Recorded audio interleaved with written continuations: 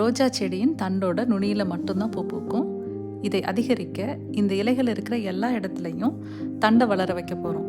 இதுக்கு இந்த பெரிய தண்டை வளைச்சு நிலத்துக்கு இணையாக கட்டி வைக்கணும். அப்போது இலைக்கு பதிலாக தண்டு முளைத்து அதோட நுனியில் பூ பூக்கும். பாருங்க, இந்த தண்டை கம்பியில் கட்டி வச்சுருக்கேன். எத்தனை சின்ன தண்டு அதுலேருந்து முளைச்சிருக்குன்னு. ஒரு 10 தண்டு இருக்கும். அது எல்லாத்துலேயும் 2 பூவாவது பூத்துருக்கு. ஸோ 20 பூக்கள் இதில் இருக்குது. இந்த தண்டில் ஒரு 8 மொட்டுக்கள் இருக்குது. அதே செடியில் உயரமாக வளர்ந்த இந்த தண்டை வெட்டாமல் அப்படியே கீழே விட்டுட்டேன். இதில் பாருங்கள், கிட்டத்தட்ட 10-12 சின்ன தண்டு இருக்குது. அது எல்லாத்துலேயும் மொட்டுக்கள். ஒவ்வொரு தண்டுலையும் குறைந்தது ஒரு 3-4 மொட்டாவது இருக்குது. ஸோ இந்த தண்டுலேருந்து 30 பூக்கள் கிடைக்க போகுது. இது ஒரே தடவை பூக்கிற ரோஜா.